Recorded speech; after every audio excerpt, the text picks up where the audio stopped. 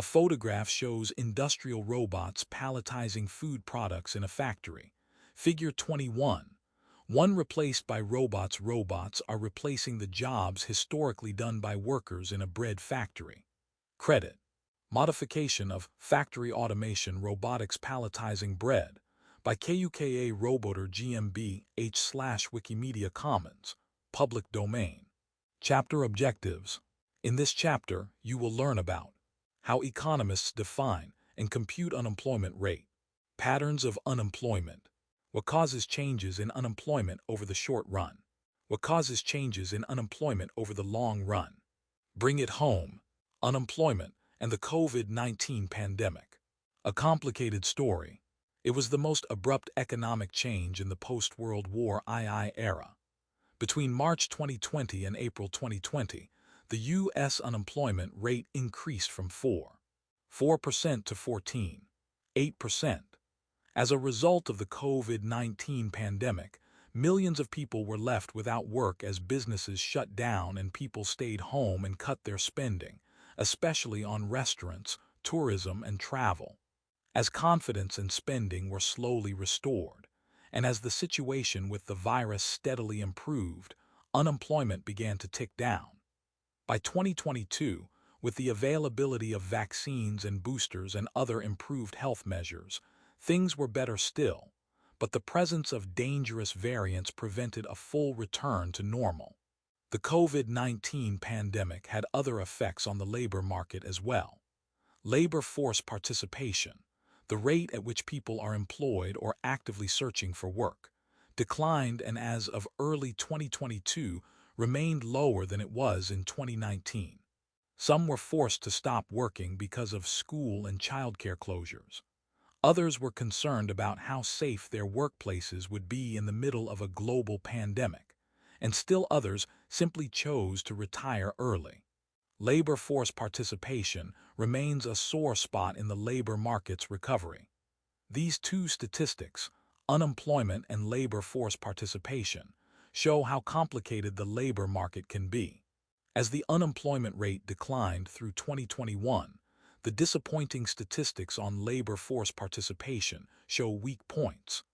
One day you may have read a headline about how easy it was to find a job, and the next day a headline would describe how difficult it was for employers to find workers. By the end of this chapter, you will be in a much better position to make sense of these events. Unemployment can be a terrible and wrenching life experience, like a serious automobile accident or a messy divorce, whose consequences only someone who has gone through it can fully understand. For unemployed individuals and their families, there is the day-to-day financial stress of not knowing from where the next paycheck is coming. There are painful adjustments, like watching your savings account dwindle, selling a car and buying a cheaper one, or moving to a less expensive place to live. Even when the unemployed person finds a new job, it may pay less than the previous one. For many people, their job is an important part of their self-worth. When unemployment separates people from the workforce, it can affect family relationships as well as mental and physical health. The human costs of unemployment alone would justify making a low level of unemployment an important public policy priority. However, unemployment also includes economic costs to the broader society. When millions of unemployed but willing workers cannot find jobs, economic resources are unused. An economy with high unemployment is like a company operating with a functional but unused factory. The opportunity cost of unemployment is the output that the unemployed workers could have produced. This chapter will discuss how economists define and compute the unemployment rate. It will examine the patterns of unemployment over time for the U.S. economy as a whole, for different demographic groups in the U.S. economy, and for other countries. It will then consider an economic explanation for unemployment and how it explains the patterns of unemployment and suggests public policies for reducing it. Learning objectives. By the end of this section, you will be able to calculate the labor force participation rate and the unemployment rate, explain hidden unemployment, and what it means to be in or out of the labor force, Evaluate the collection and interpretation of unemployment data. Newspaper or television reports typically describe unemployment as a percentage or a rate. A recent report might have said, for example, from September 2021 to October 2021, the U.S. unemployment rate declined from 4.8% to 4.6%. At a glance, the changes between the percentages may seem small. However, remember that the U.S. economy has about 162 million adults, as of the beginning of 2022, who either have jobs or are looking for them. A rise or fall of just 0.1% in the unemployment rate of 162 million potential workers translates into 160,000 people, which is roughly the total population of a city like Syracuse, New York, Brownsville, Texas, or Pasadena, California. Large rises in the unemployment rate mean large numbers of job losses. In April 2020, at the peak of the pandemic-induced recession, over 20 million people were out of work, even with the unemployment rate at 4.2% in November 2021. About 7 million people who were looking for jobs were out of work. Link it up. The Bureau of Labor Statistics tracks and reports all data related to unemployment. Who's in or out of the labor force? Should we count everyone without a job as unemployed? Of course not. For example, we should not count children as unemployed. Surely, we should not count the retired as unemployed. Many full-time college students have only a part-time job or no job at all, but it seems inappropriate to count them as suffering the pains of unemployment. Some people are not working because they are rearing children, ill, on vacation, or on parental leave. The point is that we do not just divide the adult population into employed and unemployed. A third group exists: people who do not have a job and for some reason, retirement, looking after children, taking a voluntary break before a new job, are not interested in having a job either. It also includes those who do want a job but have quit looking, often due to discouragement due to their inability to find suitable employment.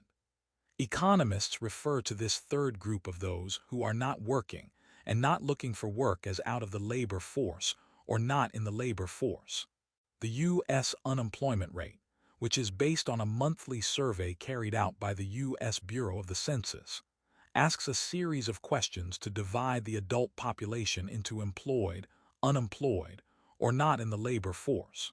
To be classified as unemployed, a person must be without a job, currently available to work, and actively looking for work in the previous 4 weeks. Thus, a person who does not have a job but who is not currently available to work or has not actively looked for work in the last 4 weeks is counted as out of the labor force. Employed, currently working for pay. Unemployed, out of work and actively looking for a job. Out of the labor force, out of paid work and not actively looking for a job. Labor force, the number of employed plus the unemployed. Calculating the unemployment rate. Figure 21.2 shows the three-way division of the 16 and over population. In November 2021, about 61.8% of the adult population was in the labor force. That is, people are either employed or without a job but looking for work. We can divide those in the labor force into the employed and the unemployed. Table 21.1 shows those values. The unemployment rate is not the percentage of the total adult population without jobs, but rather the percentage of adults who are in the labor force but who do not have jobs. Unemployment rate equals unemployed people total labor force times 100. This is a pie chart showing the employed, unemployed, and out of the labor force distribution of the adult population, age 16 and older, measured in thousands. The employed group is 152,081,000, or 152 million. The unemployed segment is 7,635, or 7.6 million, and the out of the labor force group is 94,366,000, or 94.3 million. Figure 21.2 2. Employed, unemployed, and out of the labor force distribution of adult population age 16 and older. November 2021, the total adult, working age population in November 2021 was 262.29 million. Out of this total population, 175 million were classified as employed, and 877 million were classified as unemployed. The remaining 977 million were classified as out of the labor force. As you will learn, however, this seemingly simple chart does not tell the whole story.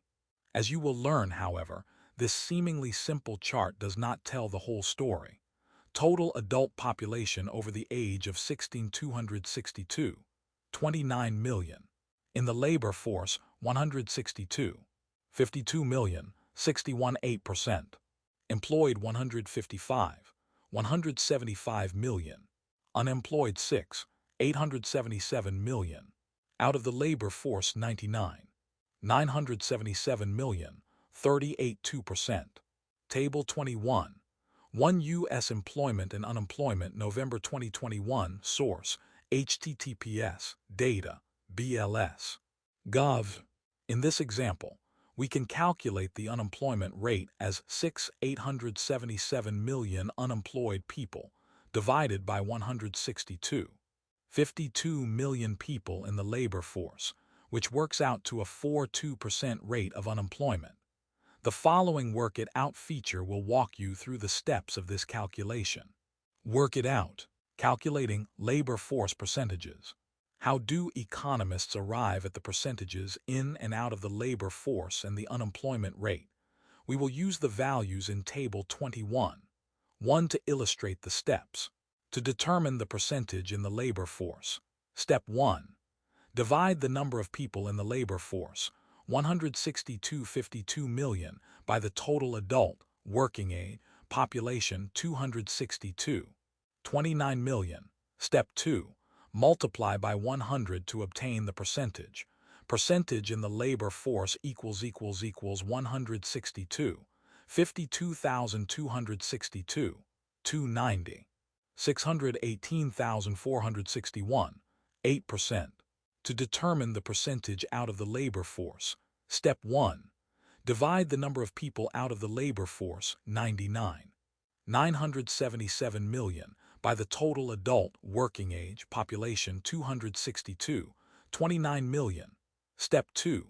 Multiply by 100 to obtain the percentage. Percentage out of the labor force equals 977,262. 290. 381,538. 2%. To determine the unemployment rate. Step 1. Divide the number of unemployed people, 877 million, by the total labor force, 165.52 million. Step 2. Multiply by 100 to obtain the rate. Unemployment rate equals 6. 877,165, 520, 4,164. 2%. Hidden unemployment. Even with the out of the labor force category, there are still some people who are mislabeled in the categorization of employed, unemployed, or out of the labor force.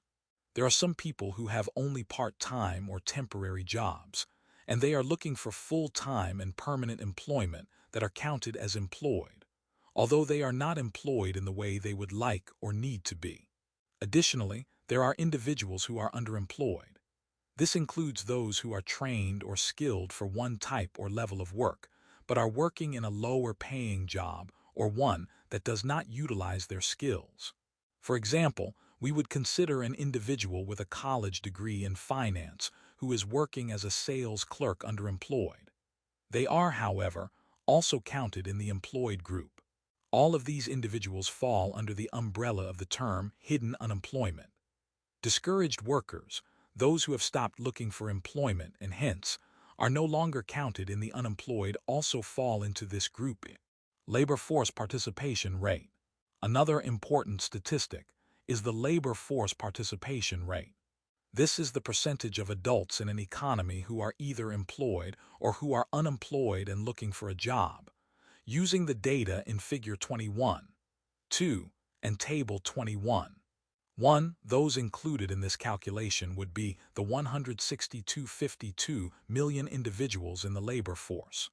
We calculate the rate by taking the number of people in the labor force, that is, the number employed and the number unemployed, divided by the total adult population, and multiplying by 100 to get the percentage.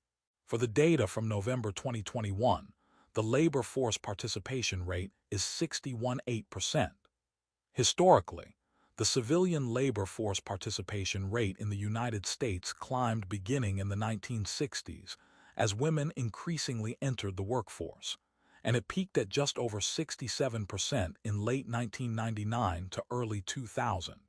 Since then, the labor force participation rate has steadily declined, slowly to about 66% in 2008, early in the Great Recession, and then more rapidly during and after that recession. The labor force then climbed slowly during the 2010s, but declined again during the pandemic in March, April 2020, and remained lower than pre-pandemic levels as of early 2022. The Establishment Payroll Survey. When the unemployment report comes out each month, the Bureau of Labor Statistics, BLS, also reports on the number of jobs created, which comes from the Establishment Payroll Survey. The payroll survey is based on a survey of about 147,000 businesses and government agencies throughout the United States. It generates payroll employment estimates by the following criteria: all employees, average weekly hours worked, and average hourly, weekly, and overtime earnings. One of the criticisms of this survey is that it does not count the self-employed. It also does not make a distinction between new minimum wage, part-time or temporary jobs, and full-time jobs with decent pay. How does the U.S. Bureau of Labor Statistics collect the U.S. unemployment data? The unemployment rate announced by the U.S. Bureau of Labor Statistics on the first Friday of each month for the previous month is based on the Current Population Survey, CPS, which the Bureau has carried out every month since 1940. The Bureau takes great care to make this survey representative of the country as a whole. The country is first divided into 3,137 areas. The U.S. Bureau of the Census then selects 729 of these areas to survey. It divides the 729 areas into districts of about 300 households each, and divides each district into clusters of about 4 dwelling units. Every month, Census Bureau employees call about 15,000 of the 4 household clusters, for a total of 60,000 households. Employees interview households for 4 consecutive months, then rotate them out of the survey for 8 months, and then interview them again for the same 4 months the following year, before leaving the sample permanently. Based on this survey, state, industry, urban and rural areas, gender, age, race or ethnicity, and level of education statistics comprise components that contribute to unemployment rates. A wide variety of other information is available too. For example, how long have people been unemployed? Did they become unemployed because they quit or were laid off or their employer went out of business? Is the unemployed person the only wage earner in the family? The Current Population Survey is a treasure trove of information about employment and unemployment. If you are wondering what the difference is between the CPS and EPS, read the following Clear It Up feature. Clear it up. What is the difference between CPS and EPS? The United States Census Bureau conducts the Current Population Survey, CPS, which measures the percentage of the labor force that is unemployed. The Bureau of Labor Statistics Establishment Payroll Survey, EPS, is a payroll survey that measures the net change in jobs created for the month. Criticisms of measuring unemployment. There are always complications in measuring the number of unemployed. For example, what about people who do not have jobs and would be available to work, but are discouraged by the lack of available jobs in their area and stopped looking.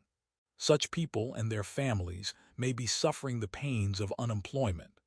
However, the survey counts them as out of the labor force because they are not actively looking for work. Other people may tell the Census Bureau that they are ready to work and looking for a job, but truly, they are not that eager to work and are not looking very hard at all. They are counted as unemployed, although they might more accurately be classified as out of the labor force. Still, other people may have a job, perhaps doing something like yard work, child care, or cleaning houses, but are not reporting the income earned to the tax authorities. They may report being unemployed when they actually are working. Although the unemployment rate gets most of the public and media attention, economic researchers at the Bureau of Labor Statistics publish a wide array of surveys and reports that try to measure these kinds of issues and to develop a more nuanced and complete view of the labor market. It is not exactly a hot news flash that economic statistics are imperfect. Even imperfect measures like the unemployment rate, however, can still be quite informative when interpreted knowledgeably and sensibly. Link it up. Click here to learn more about the CPS and to read frequently asked questions about employment and labor. Learning objectives. By the end of this section, you will be able to explain historical patterns of unemployment in the U.S., identify trends of unemployment based on demographics, evaluate global unemployment rates. Let's look at how unemployment rates have changed over time and how various groups of people are affected by unemployment differently. The historical U.S. unemployment rate. Figure 21.3 shows the historical pattern of U.S. unemployment since 1955. This graph illustrates the percent change in the unemployment rate over time. The y-axis measures the unemployment rate as a percent, from 0 to 12 in increments of 2%, and the x-axis shows the years, from 1960 to 2020. In 1960, the unemployment rate is slightly under 6%. It declines to under 4% in 1970. In the 1970s, it generally increases, with intermittent years where it declines, and it is close to 10% in the early 1980s. It then generally decreases, with an increase in 1994, and is around 4% in 2000.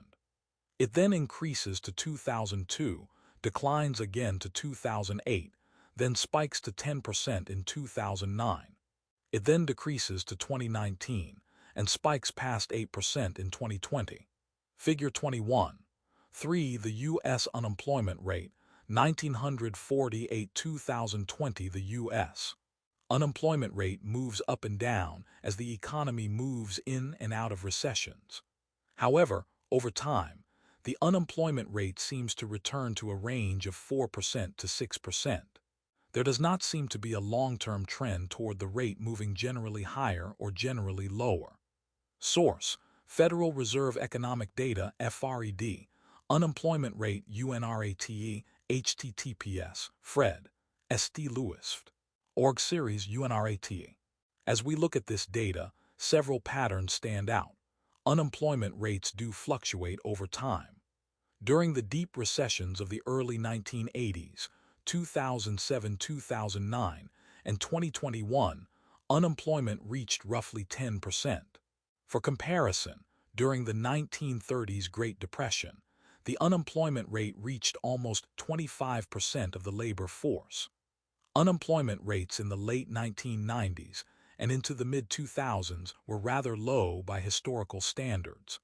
The unemployment rate was below 5% from 1997 to 2000, and near 5% during almost all of 2006-2007, and 5% or less from September 2015 through March 2020.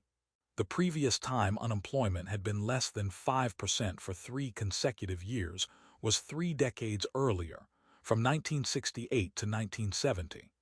The unemployment rate never falls all the way to zero.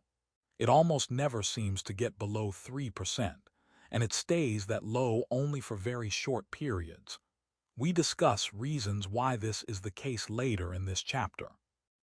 The timing of rises and falls in unemployment matches fairly well with the timing of upswings and downswings in the overall economy, except that unemployment tends to lag changes in economic activity, and especially so during upswings of the economy following a recession. During periods of recession and depression, unemployment is high. During periods of economic growth, unemployment tends to be lower. No significant upward or downward trend in unemployment rates is apparent. This point is especially worth noting because the U.S. population more than quadrupled from 76 million in 1900 to over 324 million by 2017. Moreover, a higher proportion of U.S. adults are now in the paid workforce because women have entered the paid labor force in significant numbers in recent decades. Women comprised 18% of the paid workforce in 1900 and nearly half of the paid workforce in 2021. However, despite the increased number of workers, as well as other economic events like globalization and the continuous invention of new technologies, the economy has provided jobs without causing any long-term upward or downward trend in unemployment rates. Unemployment rate from 1948.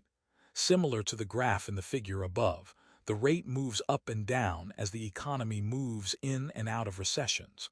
Unemployment rates by group. Unemployment is not distributed evenly across the U.S. population. Figure 21. 4 shows unemployment rates broken down in various ways by gender, age, and race ethnicity. There are 3 graphs illustrated here.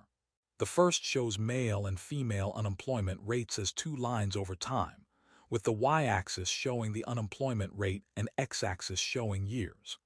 The unemployment rate is measured in 2% increments from 0 to 12, and time runs in years from 1974 to 2020.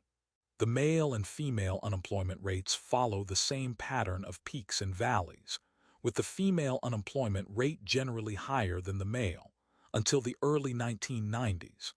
In 1974, the line starts out at 6% for females. It jumps to above 9% in 1975 and 1982, then gradually declines until another peak in 2009, when it rises to 8%. It then gradually lowers to around 4% in 2019, when it then spikes again. In 1974, the line starts out at roughly 5% for males. It jumps to near 8% in 1975 and 10% in 1982, then gradually declines until another peak in 2009, when it rises to 10%. It then gradually lowers to around 4% in 2019, when it then spikes again. The next graph shows unemployment rates for women by age. There are 4 lines shown, each representing a different age group. The y-axis shows the unemployment rate and the x-axis measures time. The unemployment rate is measured in 2% increments from 0 to 12, and time runs in years from 1974 to 2020. The highest unemployment rate over time is for women ages 16 to 19, followed by the 20 to 24 age group, then the 25 to 54 group, and the lowest is the age 55 and over group.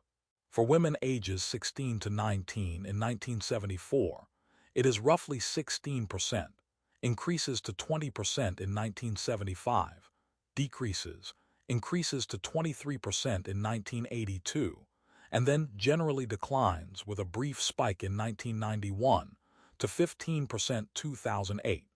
It increases in 2009 to above 25%, then decreases to 13% in 2019, and increases in 2020 to 18%.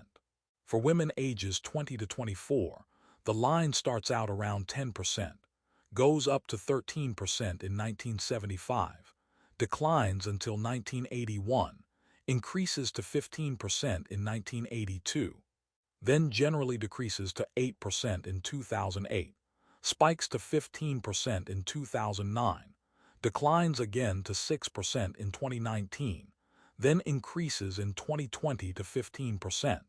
For women ages 25 to 54, The line starts out slightly less than 5%, goes up to 6% in 1975, declines until 1981, increases to 7% in 1982, then generally decreases to 5% in 2008, spikes to 7% in 2009, declines again to 3% in 2019, then increases in 2020 to 6%. For women ages 55 and over, the line is nearly identical to the line for women ages 25 to 54, with very similar if not identical unemployment rates over time. The last graph illustrates three lines: the unemployment rate over time for Black, Hispanic, and white. The y-axis shows the unemployment rate and the x-axis measures time. The unemployment rate is measured in 2% increments from 0 to 12, and time runs in years from 1974 to 2020. The highest unemployment rate is for Blacks, followed by Hispanics, and the lowest is for whites.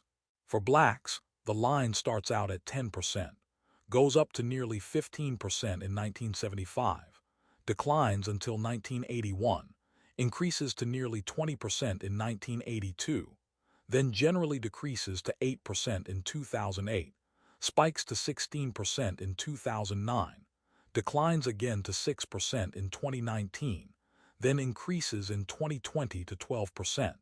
For Hispanics, the line starts out at 9%, goes up to around 12% in 1975, declines until 1981, increases to 13% in 1982, then generally decreases to 5% in 2008, spikes to 13% in 2009, declines again to 5% in 2019, then increases in 2020 to 12%.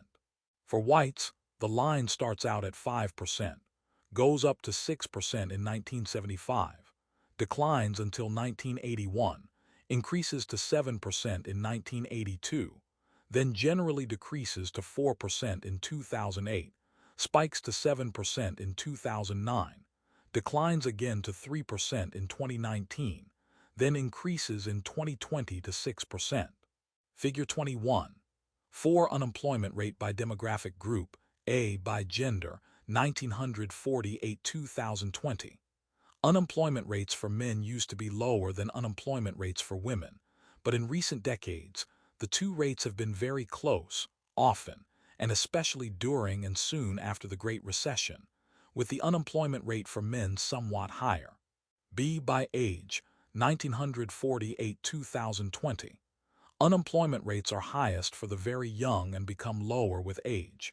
C. By race and ethnicity, 1974-2020. Although unemployment rates for all groups tend to rise and fall together, the unemployment rate for Black people is typically about twice as high as that for white people, while the unemployment rate for Hispanic people is in between. Source: www.bls.gov. The unemployment rate for women had historically tended to be higher than the unemployment rate for men, perhaps reflecting the historical pattern that women were seen as secondary earners. By about 1980, however, the unemployment rate for women was essentially the same as that for men, as Figure 21. 4. As shows. During the pandemic-induced recession of 2020 and in the immediate aftermath, the unemployment rate for women exceeded the unemployment rate for men. Subsequently, however, the gap has narrowed. Link it up. Read this report for detailed information on the 2008-2009 recession. It also provides some very useful information on the statistics of unemployment. Younger workers tend to have higher unemployment, while middle-aged workers tend to have lower unemployment, probably because the middle-aged workers feel the responsibility of needing to have a job more heavily. Younger workers move in and out of jobs more than middle-aged workers, as part of the process of matching of workers and jobs, and this contributes to their higher unemployment rates. In addition, middle-aged workers are more likely to feel the responsibility of needing to have a job more heavily. Elderly workers have extremely low rates of unemployment, because those who do not have jobs often exit the labor force by retiring, and thus are not counted in the unemployment statistics. Figure 21. 4b shows unemployment rates for women divided by age. The pattern for men is similar. The unemployment rate for African Americans is substantially higher than the rate for other racial or ethnic groups, a fact that surely reflects, to some extent, a pattern of discrimination that has constrained Black people's labor market opportunities. However, the gaps between unemployment rates for white, Black, and Hispanic people have diminished in the 1990s, as Figure 21. 4c shows. In fact, unemployment rates for Black and Hispanic people were at the lowest levels for several decades in the mid-2000s before rising during the recent Great Recession. Finally, those with less education typically suffer higher unemployment. In November 2021, for example, the unemployment rate for those with a college degree was 2.3%. For those with some college but not a 4-year degree, the unemployment rate was 3.7%. For high school graduates with no additional degree, the unemployment rate was 5.2%. And for those without a high school diploma, the unemployment rate was 5.7%. This pattern arises because additional education typically offers better connections to the labor market and higher demand. With less attractive labor market opportunities for low-skilled workers compared to the opportunities for the more highly skilled, including lower pay, low-skilled workers may be less motivated to find jobs. Breaking down unemployment in other ways. The Bureau of Labor Statistics also gives information about the reasons for unemployment, as well as the length of time individuals have been unemployed. Table 21. 2, for example, shows the 4 reasons for unemployment and the percentages of the currently unemployed that fall into each category. Table 21. 3 shows the length of unemployment. For both of these, the data is from November 2021. BLS, Gov. Reason percentage. New entrants 6, 5%. Re-entrants 31, 8%. Job leavers 12, 5%. Job losers. Temporary 11, 8%. Job losers, non-temporary 37, 3%. Table 21. 2 reasons for unemployment, November 2021. Length of time percentage. Under 5 weeks 22, 3%. 5 to 14 weeks 22, 3%. 15 to 26 weeks 17, 6%. Over 27 weeks 37, 7%. Table 21. 3 length of unemployment, November 2021. Link it up. Watch this speech on the impact of droids on the labor market. International unemployment comparisons. From an international perspective, the U.S. unemployment rate typically has looked a little better than average. Table 21. 4 compares unemployment rates for 1991, 1996, 2001, 2006, just before the Great Recession, and 2019, just before the pandemic-induced recession, from several other high-income countries. Country 1991, 1996, 2001, 2006, 2019. United States 6, 8% 5, 4% 4, 8% 4, 4% 3, 7%. Canada 9, 8% 8, 8% 6, 4% 6, 2% 5, 7%. Japan 2, 1% 3, 4% 5, 1% 4, 5% 2, 4%. France 9, 5% 12, 5% 8, 7% 10, 1% 8, 5%. Germany 5, 6% 9, 0% 8, 9% 9, 8% 3, 1%. Italy 6, 9% 11, 7% 9, 6% 7, 8% 10, 0%. Sweden 3, 1% 9, 9% 5, 0% 5, 2% 7, 0%. United Kingdom 8, 8% 8, 1% 5, 1% 5, 5% 3, 9%. Table 21. 4 international comparisons of unemployment rates. However, we need to treat cross-country comparisons of unemployment rates with care, because each country has slightly different definitions of unemployment, survey tools for measuring unemployment, and also different labor markets. For example, Japan's unemployment rates appear quite low, but Japan's economy has been mired in slow growth and recession since the late 1980s, and Japan's unemployment rate probably paints too rosy a picture of its labor market. In Japan, workers who lose their jobs are often quick to exit the labor force and not look for a new job, in which case they are not counted as unemployed. In addition, Japanese firms are often quite reluctant to fire workers, and so firms have substantial numbers of workers who are on reduced hours or officially employed, but doing very little. We can view this Japanese pattern as an unusual method for society to provide support for the unemployed, rather than a sign of a healthy economy. Link it up. We hear about the Chinese economy in the news all the time.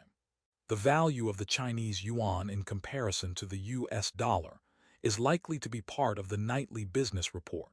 So why is the Chinese economy not included in this discussion of international unemployment? The lack of reliable statistics is the reason. This article explains why. Comparing unemployment rates in the United States and other high-income economies with unemployment rates in Latin America, Africa, Eastern Europe, and Asia is very difficult. One reason is that the statistical agencies in many poorer countries lack the resources and technical capabilities of the U.S. Bureau of the Census. However, a more difficult problem with international comparisons is that in many low-income countries, most workers are not involved in the labor market through an employer who pays them regularly. Instead, workers in these countries are engaged in short-term work, subsistence activities, and barter. Moreover, the effect of unemployment is very different in high-income and low-income countries. Unemployed workers in the developed economies have access to various government programs like unemployment insurance, welfare, and food stamps. Such programs may barely exist in poorer countries. Although unemployment is a serious problem in many low-income countries, it manifests itself in a different way than in high-income countries. Learning objectives.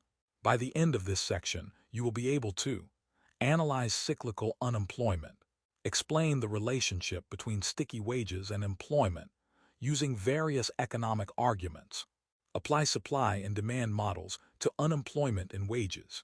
We have seen that unemployment varies across times and places. What causes changes in unemployment? There are different answers in the short run and in the long run. Let's look at the short run first. Cyclical unemployment.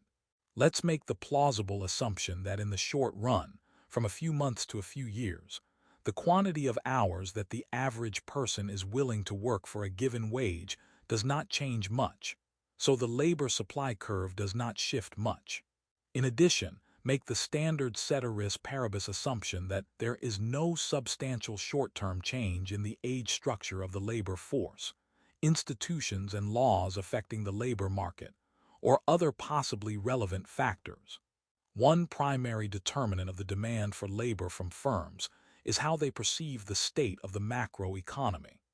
If firms believe that business is expanding, then at any given wage they will desire to hire a greater quantity of labor, and the labor demand curve shifts to the right. Conversely, if firms perceive that the economy is slowing down or entering a recession, then they will wish to hire a lower quantity of labor at any given wage, and the labor demand curve will shift to the left. Economists call the variation in unemployment that the economy causes moving from expansion to recession, or from recession to expansion, i.e. the business cycle, cyclical unemployment. From the standpoint of the supply and demand model of competitive and flexible labor markets, unemployment represents something of a puzzle. In a supply and demand model of a labor market, as Figure 21.5 illustrates, the labor market should move toward an equilibrium wage and quantity. At the equilibrium wage, the equilibrium quantity key of labor supplied by workers should be equal to the quantity of labor demanded by employers. The graph reveals the complexity of unemployment in that, presumably, The number of jobs available should equal the number of individuals pursuing employment. Figure 21. 5. The unemployment and equilibrium in the labor market. In a labor market with flexible wages, the equilibrium will occur at wage V and quantity key, where the number of people who want jobs, shown by S, equals the number of jobs available, shown by D. One possibility for unemployment is that people who are unemployed are those who are not willing to work at the current equilibrium wage, say $10 an hour, but would be willing to work at a higher wage, like $20 per hour. The monthly current population survey would count these people as unemployed because they say they are ready and looking for work at $20 per hour. However, from an economist's perspective, these people are choosing to be unemployed. Probably a few people are unemployed because of unrealistic expectations about wages, but they do not represent the majority of the unemployed. Instead, unemployed people often have friends or acquaintances of similar skill levels who are employed, and the unemployed would be willing to work at the jobs and wages similar to what those people are receiving. However, the employers of their friends and acquaintances do not seem to be hiring. In other words, these people are involuntarily unemployed. What causes involuntary unemployment? Why wages might be sticky downward. If a labor market model with flexible wages does not describe unemployment very well, because it predicts that anyone willing to work at the going wage can always find a job, then it may prove useful to consider economic models in which wages are not flexible or adjust only very slowly. In particular, even though wage increases may occur with relative ease, wage decreases are few and far between. One set of reasons why wages may be sticky downward, as economists put it, involves economic laws and institutions. For low-skilled workers receiving minimum wage, it is illegal to reduce their wages. For union workers operating under a multi-year contract with a company, wage cuts might violate the contract and create a labor dispute or a strike. However, minimum wages and union contracts are not a sufficient reason why wages would be sticky downward for the U.S. economy as a whole. After all, out of the 3 million or so employed workers in the U.S. economy who earn wages by the hour, only about 1 million, less than 2% of the total, do not receive compensation above the minimum wage. Similarly, labor unions represent only about 12% of American wage and salary workers.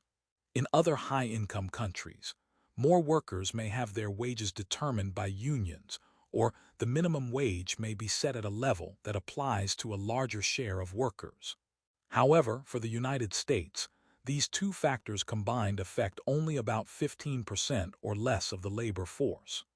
Economists looking for reasons why wages might be sticky downwards have focused on factors that may characterize most labor relationships in the economy, not just a few. Many have proposed a number of different theories, but they share a common tone.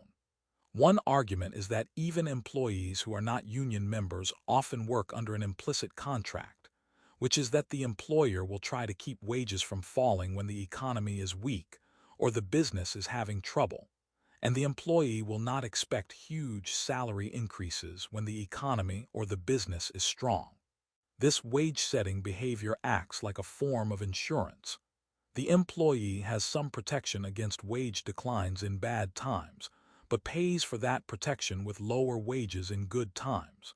Clearly, this sort of implicit contract means that firms will be hesitant to cut wages, lest workers feel betrayed and work less hard or even leave the firm.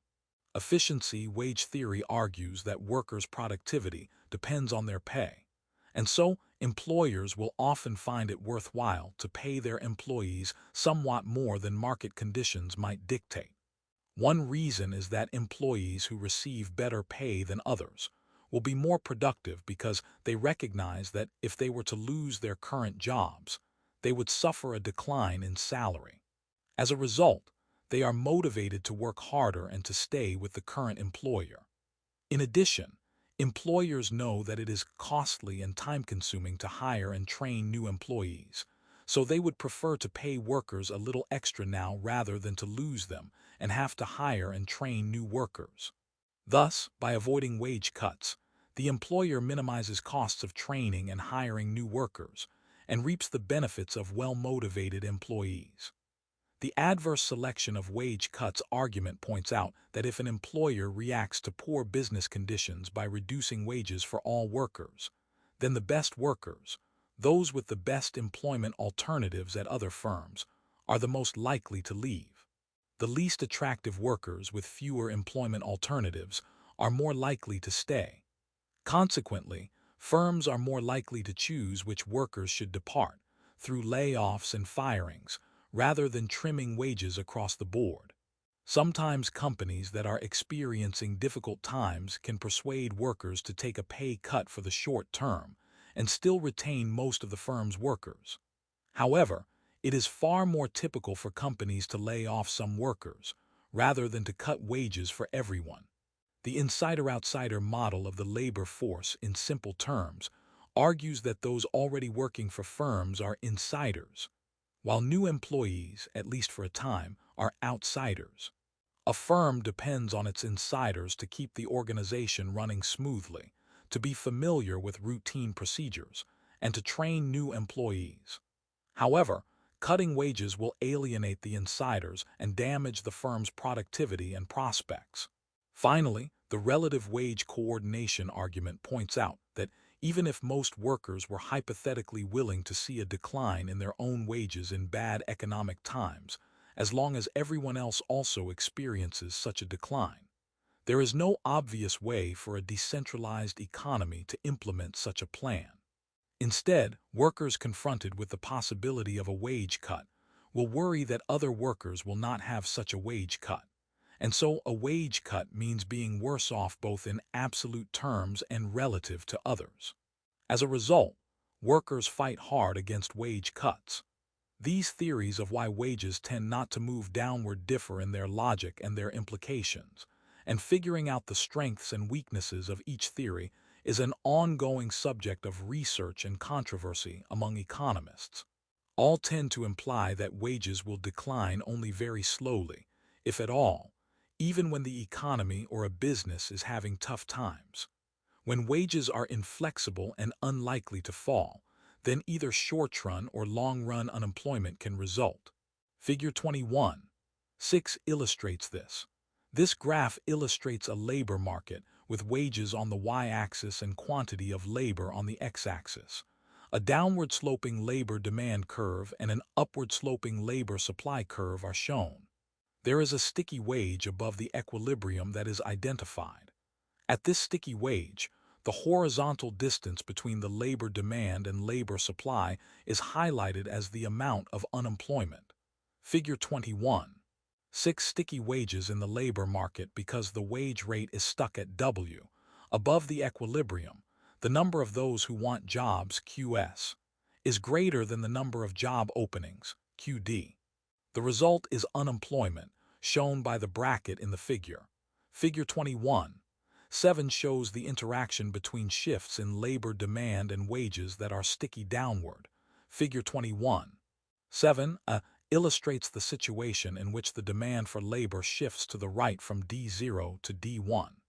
In this case, the equilibrium wage rises from W0 to W1, and the equilibrium quantity of labor hired increases from Q0 to Q1. It does not hurt employee morale at all for wages to rise. Figure 21.7b shows the situation in which the demand for labor shifts to the left, from D0 to D1, as it would tend to do in a recession. Because wages are sticky downward, they do not adjust toward what would have been the new equilibrium wage, W1. At least not in the short run. Instead, after the shift in the labor demand curve, the same quantity of workers is willing to work at that wage as before. However, the quantity of workers demanded at that wage has declined from the original equilibrium, Q0, to Q2. The gap between the original equilibrium quantity, Q0, and the new quantity demanded of labor, Q2, represents workers who would be willing to work at the going wage but cannot find jobs. The gap represents the economic meaning of unemployment. The graphs show how supply and demand influence unemployment. Figure 21. 7. Rising wage and low unemployment. Where is the unemployment in supply and demand? A. In a labor market where wages are able to rise. An increase in the demand for labor from D0 to D1 leads to an increase in equilibrium quantity of labor hired from Q0 to Q1, and a rise in the equilibrium wage from W0 to W1. B. In a labor market where wages do not decline, a fall in the demand for labor from D0 to D1 leads to a decline in the quantity of labor demanded at the original wage, W0 from Q0 to Q2. These workers will want to work at the prevailing wage, W0, but will not be able to find jobs. This analysis helps to explain the connection that we noted earlier, that unemployment tends to rise in recessions and to decline during expansions. The overall state of the economy shifts the labor demand curve, and combined with wages that are sticky downwards, unemployment changes. The rise in unemployment that occurs because of a recession is cyclical unemployment. Link it up. The St. Louis Federal Reserve Bank is the best resource for macroeconomic time series data, known as the Federal Reserve Economic Data, FRED.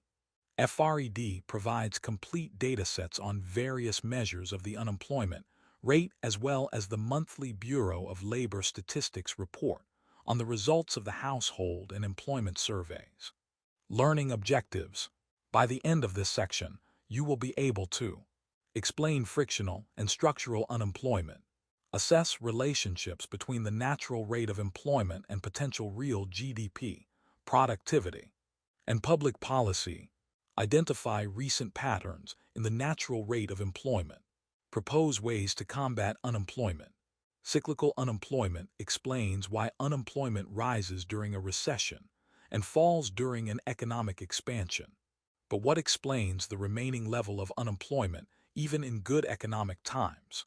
Why is the unemployment rate never zero? Even when the U.S. economy is growing strongly, the unemployment rate only rarely dips as low as 4%.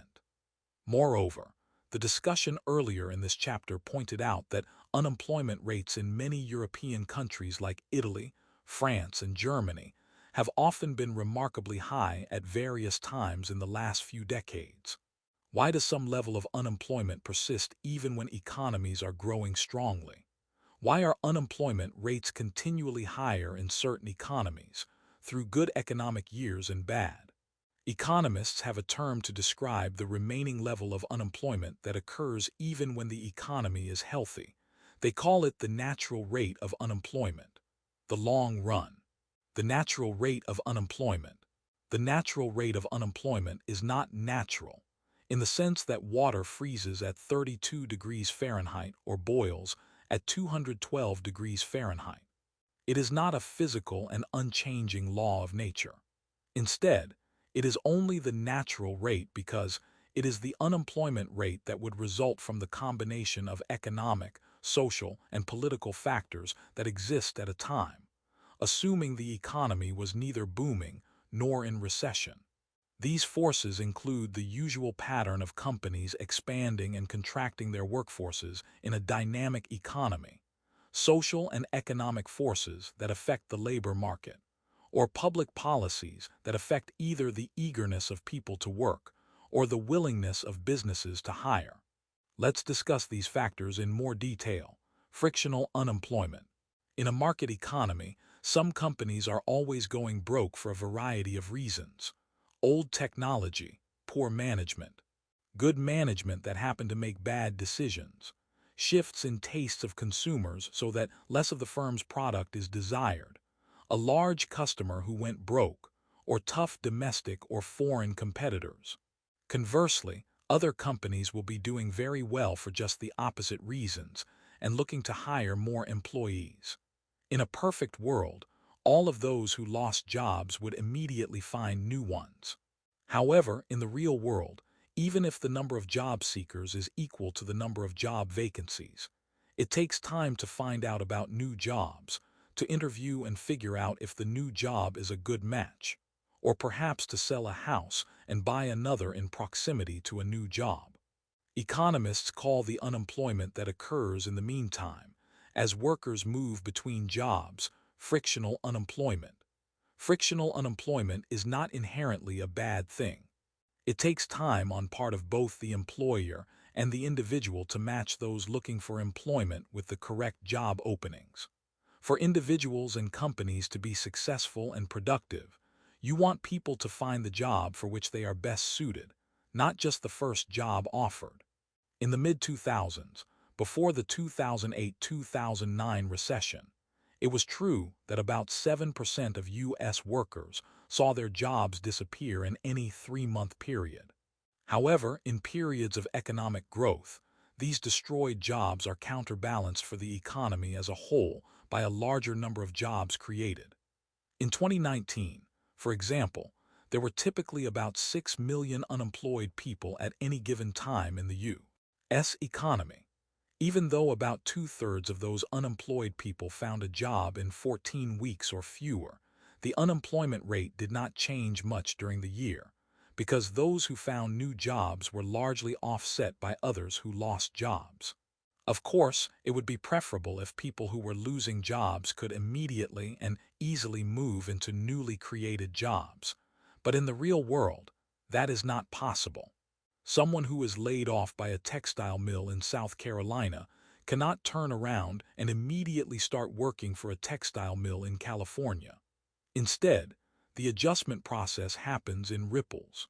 Some people find new jobs near their old ones, while others find that they must move to new locations. Some people can do a very similar job with a different company, while others must start new career paths. Some people may be near retirement and decide to look only for part-time work, while others want an employer that offers a long-term career path. The frictional unemployment that results from people moving between jobs in a dynamic economy may account for 1 to 2 percentage points of total unemployment. The level of frictional unemployment will depend on how easy it is for workers to learn about alternative jobs, which may reflect the ease of communications about job prospects in the economy. The extent of frictional unemployment will also depend to some extent on how willing people are to move to new areas to find jobs, which in turn may depend on history and culture. Frictional unemployment and the natural rate of unemployment also seem to depend on the age distribution of the population. Figure 21, 4b, showed that unemployment rates are typically lower for people between 25-54 years of age or aged 55 and over than they are for those who are younger. Prime-age workers, as those in the 25-54 age bracket are sometimes called, are typically at a place in their lives when they want to have a job and income arriving at all times. In addition, older workers who lose jobs may prefer to opt for retirement. By contrast, it is likely that a relatively high proportion of those who are under 25 will be trying out jobs and life options, and this leads to greater job mobility and hence higher frictional unemployment. Thus, a society with a relatively high proportion of young workers, like the U.S. beginning in the mid-1960s when baby boomers began entering the labor market, will tend to have a higher unemployment rate than a society with a higher proportion of its workers in older ages. Structural unemployment. Another factor that influences the natural rate of unemployment is the amount of structural unemployment. The structurally unemployed are individuals who have no jobs because they lack skills valued by the labor market, either because demand has shifted away from the skills they do have, or because they never learned any skills. An example of the former would be the unemployment among aerospace engineers after the U.S. space program downsized in the 1970s. An example of the latter would be high school dropouts. Some people worry that technology causes structural unemployment. In the past, new technologies have put lower-skilled employees out of work, but at the same time, they create demand for higher-skilled workers to use the new technologies. Education seems to be the key in minimizing the amount of structural unemployment. Individuals who have degrees can be retrained if they become structurally unemployed. For people with no skills and little education, that option is more limited. Natural unemployment and potential real GDP. The natural unemployment rate is related to two other important concepts: full employment and potential real GDP. Economists consider the economy to be at full employment when the actual unemployment rate is equal to the natural unemployment rate.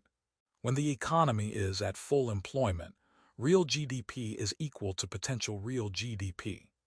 By contrast, when the economy is below full employment, the unemployment rate is greater than the natural unemployment rate, and real GDP is less than potential. Finally, when the economy is above full employment, then the unemployment rate is less than the natural unemployment rate, and real GDP is greater than potential. Operating above potential is only possible for a short while, since it is analogous to all workers working overtime. Productivity shifts and the natural rate of unemployment. Unexpected shifts in productivity can have a powerful effect on the natural rate of unemployment. Over time, workers' productivity determines the level of wages in an economy. After all, if a business paid workers more than could be justified by their productivity, the business will ultimately lose money and go bankrupt. Conversely, if a business tries to pay workers less than their productivity, then, in a competitive labor market, other businesses will find it worthwhile to hire away those workers and pay them more. However, adjustments of wages to productivity levels will not happen quickly or smoothly. Employers typically review wages only once or twice a year. In many modern jobs, it is difficult to measure productivity at the individual level. For example, how precisely would one measure the quantity produced by an accountant, who is one of many people working in the tax department of a large corporation? Because productivity is difficult to observe, employers often determine wage increases based on recent experience with productivity. If productivity has been rising at, say, 2% per year, then wages rise at that level as well. However, when productivity changes unexpectedly, it can affect the natural rate of unemployment for a time. The U.S. economy in the 1970s and 1990s provides two vivid examples of this process. In the 1970s, productivity growth slowed down unexpectedly, as we discussed in economic growth.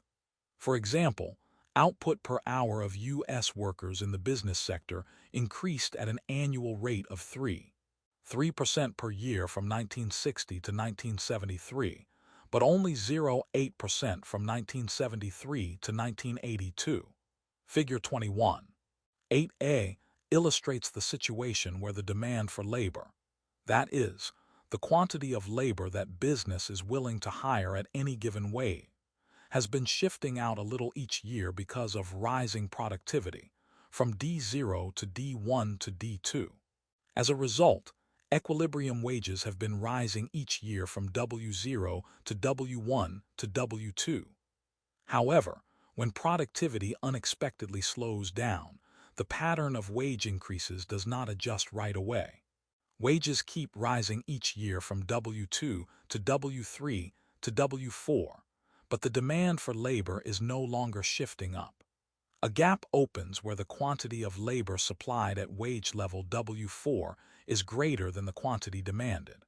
The natural rate of unemployment rises. In the aftermath of this unexpectedly low productivity in the 1970s, the national unemployment rate did not fall below 7% from May 1980 until 1986. Over time, the rise in wages will adjust to match the slower gains in productivity, and the unemployment rate will ease back down, but this process may take years. The two graphs reveal how changes in productivity can impact wages and unemployment. Figure 21. 8 unexpected productivity changes and unemployment. A. Productivity is rising, increasing the demand for labor. Employers and workers become used to the pattern of wage increases. then productivity suddenly stops increasing. However, there is a delay or lag in the recognition that productivity is no longer increasing. As a result, wages keep rising as before, but the demand for labor is no longer increasing. So at wage W3 and wage W4, unemployment exists where the quantity supplied of labor exceeds the quantity demanded. B. The rate of productivity increase has been zero for a time, so employers and workers have come to accept the equilibrium wage level, W. Then productivity increases unexpectedly, shifting demand for labor from D0 to D1. At the wage W, this means that the quantity demanded of labor exceeds the quantity supplied, and with job offers plentiful, the unemployment rate will be low. The late 1990s provide an opposite example. Instead of the surprise decline in productivity that occurred in the 1970s, productivity unexpectedly rose in the mid-1990s. The annual growth rate of real output per hour of labor increased from 1.7% from 1980-1995 to an annual rate of 2.6% from 1995-2001. Let's simplify the situation a bit, so that the economic lesson of the story is easier to see graphically, and say that productivity had not been increasing at all in earlier years, so the intersection of the labor market was at point E in Figure 21. 8b, where the demand curve for labor D0 intersects the supply curve for labor. As a result, real wages were not increasing. Now productivity jumps upward, which shifts the demand for labor out to the right from D0 to D1. At least for a time, however, wages are still set according to the earlier expectations of no productivity growth, so wages do not rise. The result is that at the prevailing wage level W, the quantity of labor demanded QD will for a time exceed the quantity of labor supplied QS, and unemployment will be very low, actually below the natural level of unemployment for a time. This pattern of unexpectedly high productivity helps to explain why the unemployment rate stayed below 4.5%, quite a low level by historical standards, from 1998 until after the U.S. economy had entered a recession in 2001. Levels of unemployment will tend to be somewhat higher on average when productivity is unexpectedly low, and conversely, will tend to be somewhat lower on average when productivity is unexpectedly high. However, over time, wages do eventually adjust to reflect productivity levels, public policy, and the natural rate of unemployment. Public policy can also have a powerful effect on the natural rate of unemployment. On the supply side of the labor market, public policies to assist the unemployed can affect how eager people are to find work. For example, if a worker who loses a job is guaranteed a generous package of unemployment insurance, welfare benefits, food stamps, and government medical benefits, then the opportunity cost of unemployment is lower, and that worker will be less eager to seek a new job. What seems to matter most is not just the amount of these benefits, but how long they last. A society that provides generous help for the unemployed that cuts off after, say, 6 months, may provide less of an incentive for unemployment than a society that provides less generous help that lasts for several years. Conversely, government assistance for job search or retraining can in some cases encourage people back to work sooner. See the Clear It Up to learn how the U.S. handles unemployment insurance. Clear It Up. How does U.S. unemployment insurance work? Unemployment insurance is a joint federal-state program that the federal government enacted in 1935. While the federal government sets minimum standards for the program, state governments conduct most of the administration. The funding for the program is a federal tax collected from employers. The federal government requires tax collection on the first $7,000 in wages paid to each worker. However, states can choose to collect the tax on a higher amount if they wish, and 41 states have set a higher limit. States can choose the length of time that they pay benefits, although most states limit unemployment benefits to 26 weeks, with extensions possible in times of especially high unemployment. The states then use the fund to pay benefits to those who become unemployed. Average unemployment benefits are equal to about one-third of the wage that the person earned in their previous job, but the level of unemployment benefits varies considerably across states. Bottom 10 states that pay the lowest benefit per week, top 10 states that pay the highest benefit per week. Michigan $362, Washington $929, North Carolina $350, Massachusetts $823, South Carolina $326, Minnesota $740, Missouri $320, New Jersey $713, Florida $275, Connecticut $649, Tennessee $275, Oregon $648, Alabama $275, Hawaii $648, Louisiana $275, North Dakota $618, Arizona $240, Colorado $618, Mississippi $235, Rhode Island $586. Table 21. 5 maximum weekly unemployment benefits by state in 2021. Source: http://www.savingtoinvest.com. Maximum weekly unemployment benefits by state. One other interesting thing to note about the classifications of unemployment: an individual does not have to collect unemployment benefits to be classified as unemployed. While there are statistics kept and studied relating to how many people are collecting unemployment insurance, this is not the source of unemployment rate information. Link it up. View this article for an explanation of exactly who is eligible for unemployment benefits. On the demand side of the labor market, government rules, social institutions, and the presence of unions can affect the willingness of firms to hire. For example, if a government makes it hard for businesses to start up or to expand by wrapping new businesses in bureaucratic red tape, then businesses will become more discouraged about hiring. Government regulations can make it harder to start a business by requiring that a new business obtain many permits and pay many fees, or by restricting the types and quality of products that a company can sell.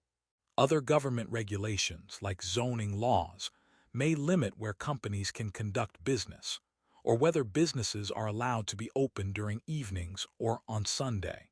Whatever rationales may be offered for such laws in terms of social value, like the value some Muslim people place on not working on Friday, or some Jewish people on not working on Saturday, or some Christian people on not working on Sunday, these kinds of restrictions create a difference between some willing workers and other willing employers, and thus contribute to a higher natural rate of unemployment. Similarly, if government makes it difficult to fire or lay off workers, businesses may react by trying not to hire more workers than strictly necessary, since laying these workers off would be costly and difficult. High minimum wages may discourage businesses from hiring low-skill workers. Government rules may encourage and support powerful unions, which can then push up wages for union workers, but at a cost of discouraging businesses from hiring those workers. The natural rate of unemployment in recent years. The underlying economic, social, and political factors that determine the natural rate of unemployment can change over time, which means that the natural rate of unemployment can change over time, too. Estimates by economists of the natural rate of unemployment in the U.S. economy in the early 2000s run at about 4.5 to 5.5%. This is a lower estimate than earlier. We outline 3 of the common reasons that economists propose for this change below. The Internet has provided a remarkable new tool through which job seekers can find out about jobs at different companies and can make contact with relative ease. An Internet search is far easier than trying to find a list of local employers and then hunting up phone numbers for all of their human resources departments and requesting a list of jobs and application forms.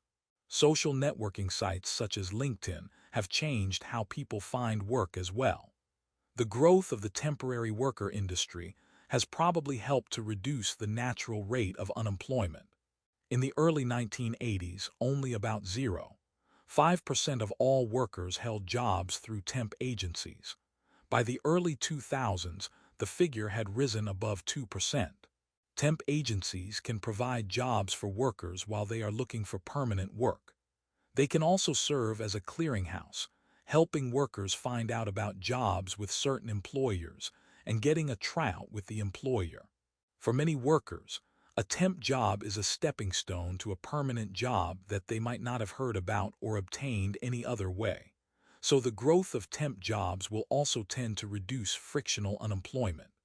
The aging of the baby boom generation, the especially large generation of Americans born between 1946 and 1964, meant that the proportion of young workers in the economy was relatively high in the 1970s, as the boomers entered the labor market, but is relatively low today. As we noted earlier, middle-aged and older workers are far more likely to experience low unemployment than younger workers, a factor that tends to reduce the natural rate of unemployment as the baby boomers age. The combined result of these factors is that the natural rate of unemployment was on average lower in the 1990s and the early 2000s than in the 1980s. The 2008-2009 Great Recession pushed monthly unemployment rates up to 10% in late 2009.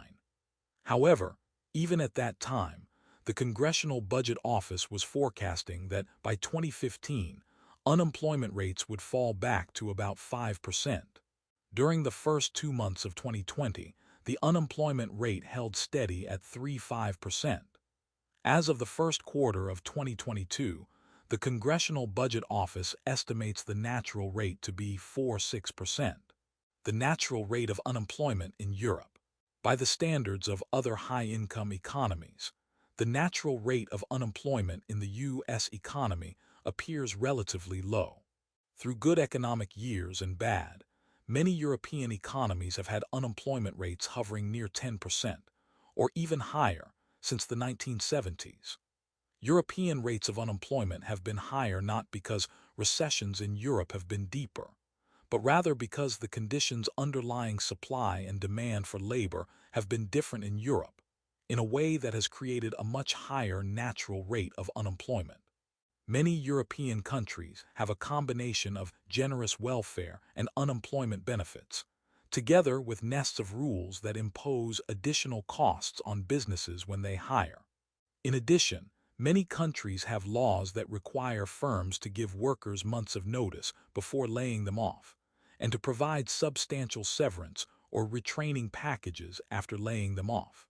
The legally required notice before laying off a worker can be more than 3 months in Spain, Germany, Denmark, and Belgium, and the legally required severance package can be as high as a year's salary or more in Austria, Spain, Portugal, Italy, and Greece. Such laws will surely discourage laying off or firing current workers. However, when companies know that it will be difficult to fire or lay off workers, they also become hesitant about hiring in the first place. We can attribute the typically higher levels of unemployment in many European countries in recent years, which have prevailed even when economies are growing at a solid pace, to the fact that the sorts of laws and regulations that lead to a high natural rate of unemployment are much more prevalent in Europe than in the United States. A preview of policies to fight unemployment. The government budgets and fiscal policy and macroeconomic policy around the world chapters provide a detailed discussion of how to fight unemployment. When we can discuss these policies in the context of the full array of macroeconomic goals and frameworks for analysis.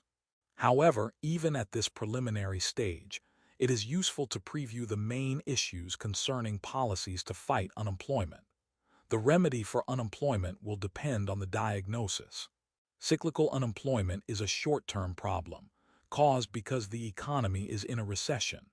Thus, the preferred solution will be to avoid or minimize recessions. As government budgets and fiscal policy discusses, Governments can enact this policy by stimulating the overall buying power in the economy, so that firms perceive that sales and profits are possible, which makes them eager to hire. Dealing with the natural rate of unemployment is trickier. In a market-oriented economy, firms will hire and fire workers.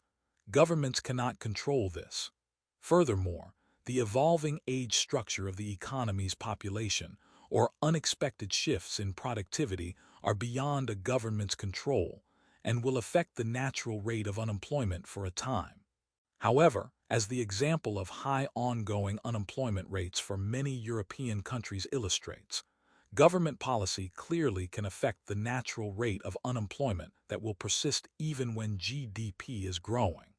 When a government enacts policies that will affect workers or employers, it must examine how these policies will affect the information and incentives employees and employers have to find one another. For example, the government may have a role to play in helping some of the unemployed with job searches. Governments may need to rethink the design of their programs that offer assistance to unemployed workers and protections to employed workers, so that they will not unduly discourage the supply of labor. Similarly, governments may need to reassess rules that make it difficult for businesses to begin or to expand, so that they will not unduly discourage the demand for labor. The message is not that governments should repeal all laws affecting labor markets, but only that when they enact such laws, a society that cares about unemployment will need to consider the trade-offs involved. Bring it home: unemployment and the COVID-19 pandemic. Almost 2 years after the pandemic began, the unemployment rate was on track to go below 4% again by early to mid-2022. While this is great news for workers, we have also seen that the story of the labor market is more complicated than a single statistic might suggest. Millions remained out of the labor force due to the public health situation, and the percentage of workers unemployed for longer than 26 weeks was still high. The shift to remote work helped the unemployment rate come down by providing greater flexibility for workers concerned with their health and safety. But it didn't help workers, especially women, who continued to be burdened with excessive care responsibilities at home. During 2020, the unemployment rate for women exceeded that of men by over a full percentage point. Additionally, virus variants in other countries threatened to disrupt progress made at home and abroad. The pandemic has helped shed light on how we can use information from all areas of the labor market to evaluate the health of the economy.